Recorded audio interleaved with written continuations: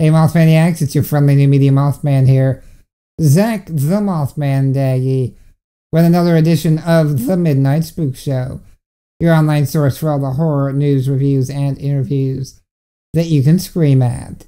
And this edition of the Midnight Spook Show is all about the film Lost Boys: The Thirst.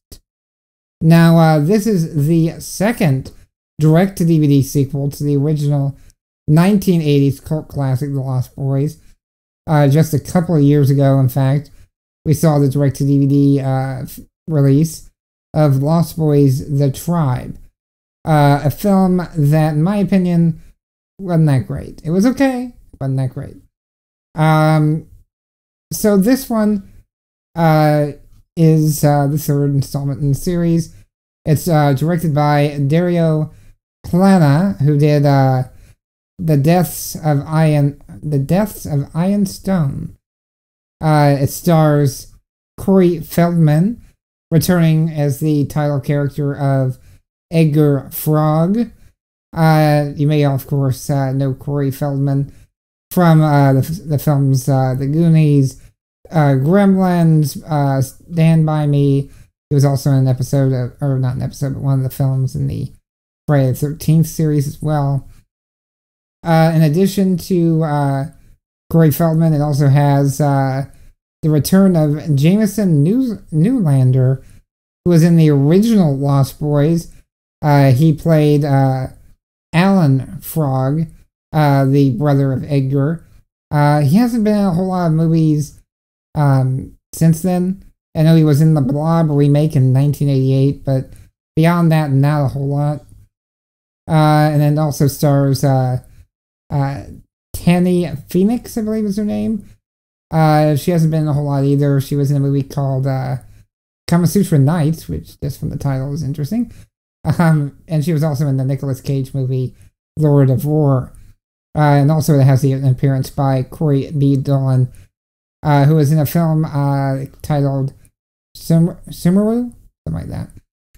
In any case, the plot of this film is that a vampire wants to create a legion of vampires to more or less destroy the world.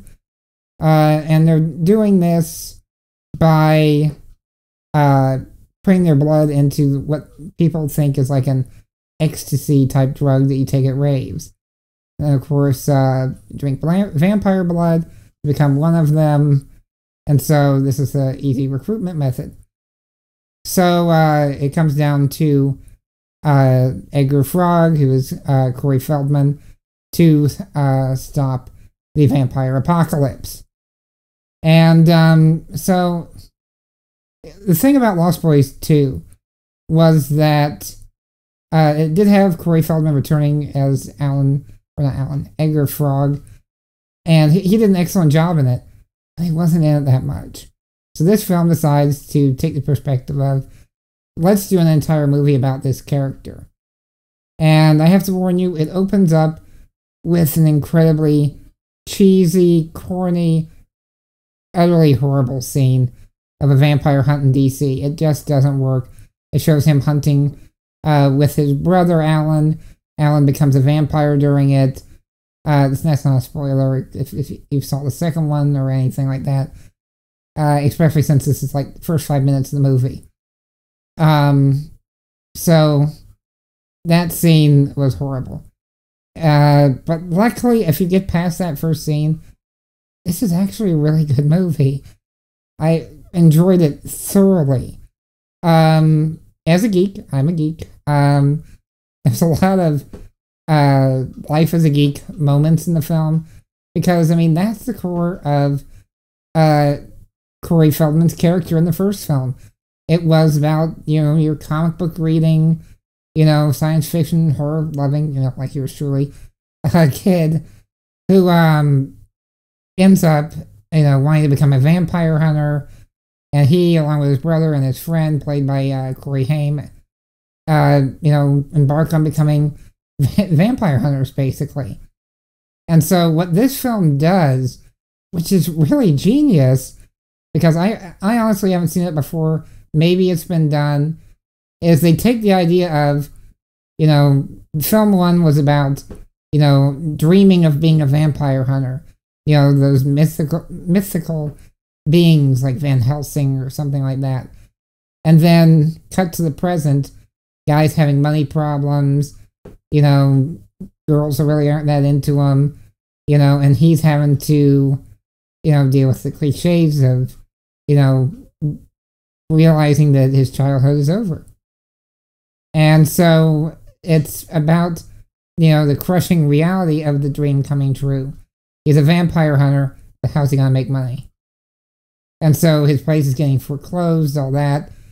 And so that story stuff works for me. It was original, and it still had that little bit of that Lost Boys vibe of still being in that same town. Time's been passing him by.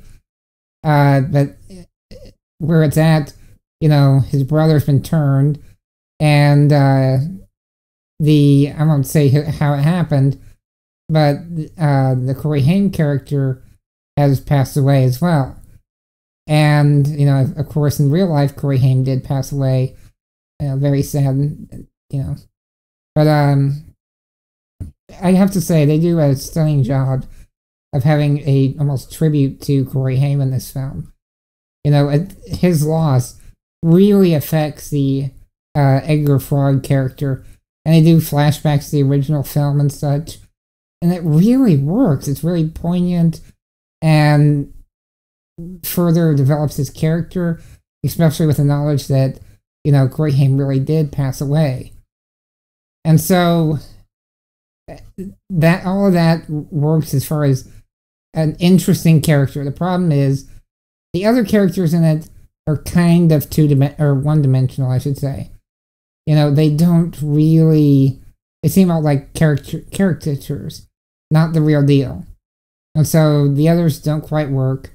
I have to say the last 20 to 30 minutes of this film, epic. I mean, it has one of the best vampire hunts in a movie that I've seen.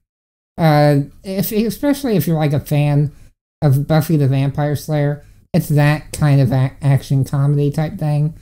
A lot of one-liners. Usually only the Corey Feldman ones actually work. But, come on. He's filling a squirt gun with holy water and he's saying, this isn't just holy water, it's holy slaughter. Come on, that's a good line. So, yeah, I really ended up enjoying this movie. And without spoiling it, the final vampire kill in the entire movie, best vampire kill ever. Most original, kick-ass, just really worked. So, I went into this movie low expectations, thinking, oh, it's just another direct-to-DVD sequel of The Lost Boys. I have to say, this feels like a legitimate sequel to it. Honestly, skip the second one, watch the third one, Lost Boys the Thirst. If you want a legitimate sequel to the series, it really did work. Opening, horrible, get past it, get over it, watch the movie. So, that's my opinion on Lost Boys the Thirst. Check it out, it's on DVD now. You can catch a trailer for it right now at spookshow.tv. And until next time, I'm your friendly new media mouse man, advising that when watching great horror films, be sure to turn it up and turn out the lights. Cheers. Cry, little sister.